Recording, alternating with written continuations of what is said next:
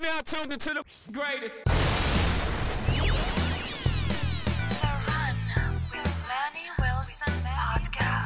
The Manny Wilson podcast. The best sports podcast there is. Yes, sir. What's up, everybody? Welcome back to The Run with me, Manny Wilson, all the way from Detroit to Chicago to your speakers and headphones. I appreciate you tuning in to the first interactive sports podcast, community that makes sure your voice is heard. So if you hear something you agree with, you disagree with, you like or you dislike, even if you just want to outsmart me on something I said, go ahead, shoot me a quick take, 219-413-9405. And of course, we'll play your take back on our next episode. And shout out to SeatGeek for sponsoring this episode. Get $20 off your first ticket purchase when you use the promo code The Run Podcast.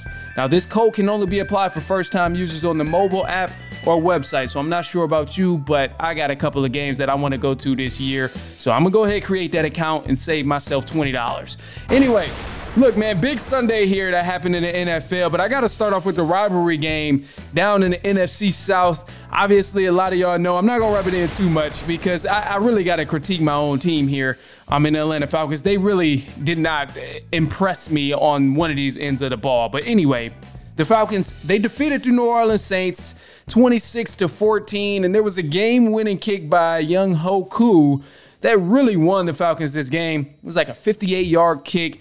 And man, this brought it home for the Atlanta Falcons. But the biggest takeaway from this game here of watching this huge rival between the Falcons and the Saints was the Falcons defense saved the day once again. The Falcons defense were there. They got stops. They were the only ones scoring touchdowns, including special teams. But outside of Young Ho Koo, the defense and special teams, the Atlanta Falcons offense didn't do anything on the field. They couldn't get the ball in the end zone. So that was just a disturbing offense to watch, which I'll explain in just a sec. But got to give kudos to the defense, first of all, because the defense, they scored all the touchdowns in this game for the Atlanta Falcons. They had a pick six that went and put up 6 points, and obviously the extra point on there. The special teams unit ended up putting up 6 points as well, recovering a muffed punt return. So you got to love that. But this is the third straight game from the Atlanta Falcons defense where they forced a turnover. And this is huge because you haven't been playing scrubs, especially with the schedule that they have. They forced Patrick Mahomes to throw an interception, Jalen Hurts to throw an interception, and also Derek Carr to throw an interception. And ultimately, 2 of these 3 games were wins. So this is something to be excited about if you are the Atlanta Falcons. The fact that they finally have a defense to be proud of. And they finally have a defense that can actually win you ball games, and that's making big plays. However, the only concern I have here with the Falcons defense is just the linebacker unit. I know some injuries still going on. Hopefully everybody's fully healthy at the end of the season and stuff. But above all, what I'm watching here on the field, I'm seeing the linebacker unit get targeted a lot. The safeties and the corners, they're playing over top to make sure they block off any big plays that could potentially happen. But above all, we're letting teams turn 7 yards into 20 yards. We got killed by the Saints because of that. It was also a little bit difficult to stop the run game in the first half. However, I got to give kudos and got to give credit where it's due because Troy Anderson, he faces a lot of criticism about being a young linebacker for the Atlanta Falcons. And this dude played really well against the Saints, man. 16 total tackles. He had the pick six. He had 1 tackle for a loss. Like, you got to give this guy credit. And I think he really shows his potential at times.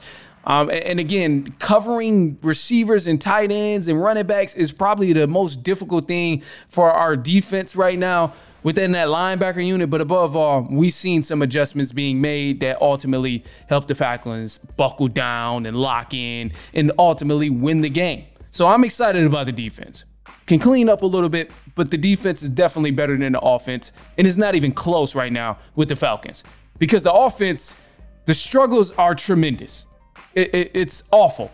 It's awful. It's sad to watch. We came in with so much hype watching the Atlanta Falcons offense. We had Kirk Cousins hype. We had Bijan Robinson coming back for all his hype. Kyle Pitts, who ain't did a damn thing. All his hype was there. Drake London, he plays fairly well. But we had so much hype surrounding this offense just for very, very little production. And it is not good for the Atlanta Falcons if you claim to be going to the Super Bowl and claim to be being a legitimate contender in the NFC, because the defense will not be able to carry you game after game after game after game if you can't even get in the end zone at all.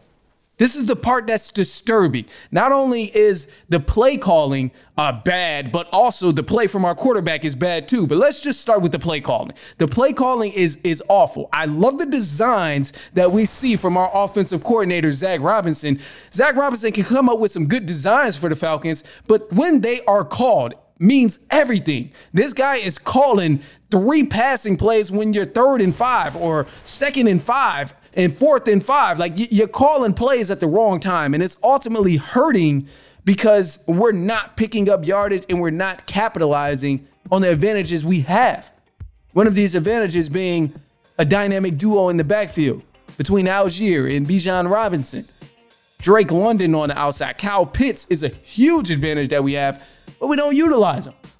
So the offensive play call is a huge aspect where the Falcons got to clean up, because we see some creativity there, and it seems to be getting better and better each week, even though they kind of took a step backward in this Saints game. But above all, that has to improve. The offensive play call has to improve in order for everything else to start flowing. The next thing that has to work with the Atlanta Falcons offense, Kirk Cousins. Bruh, Kirk Cousins, I get it. He ain't never really been the perfect quarterback. Kirk Cousins ain't never been the guy to, wow you and play the perfect game. He's always been that quarterback that's going to get better through the game, make his mistakes and clean them up as the game goes on, and ultimately win you a game. And I can accept that part, but what I cannot accept here is that Kirk Cousins threw an interception or had a turnover in 3 of the 4 games that the Falcons have played so far. That is unacceptable, bro. This is an offense that's supposed to be a high tier in this conference, and they're looking sloppy from the head to toe of offensive play calling all the way to executing on the field on the offensive end of the ball. So they have to clean this part up here. And as far as the what Kirk Cousins is doing, I mean, yeah, he can put the ball in certain places at times, but when you're giving the ball to the other team multiple times in a game, it hurts. It hurts. And right now, with the Falcons offense and what we see from Kirk Cousins and the play call and all, it just shows me that they're skating by. They're skating by. They're barely winning these games. They're coasting by. The defense is saving everything that they're doing. They're barely winning these ball games, and they're just skating by.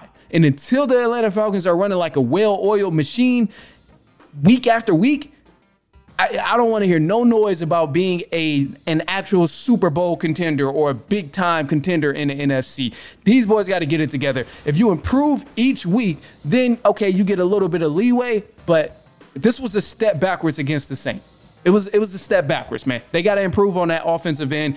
And, the defense, they stood tall. They did their thing. But we got to get both sides of the ball really, really clicking. And if the Falcons can get both sides clicking, offense and defense, then we can talk about, how far this team can go. But right now, let's just get back to the basics. Let's sort it out, and let's make sure we can fix some things. But anyway, look, man, hey, we got some more stuff. I actually have Raheem Morris here after the Falcons win. I had the audio, not the actual person. I have Raheem Morris, head coach of the Atlanta Falcons. He's here, the audio after the game that the Falcons won over the New Orleans Saints. Here's him in the locker room via Atlanta Falcons. Bring it up, bring it up, bring it up. Hey, bring it up, fellas. Get tight, get tight, get tight. Hey, guys, get tighter, get tighter, get tighter. Hey, let me tell you this, man. That is the definition of resiliency. That is exactly what we talked about, right? Nobody blink. None of the other stuff matter. It doesn't matter. You keep doing what you do. You stay in the fight. I give us a chance against anybody. Tyler, way to go out there and run that rock.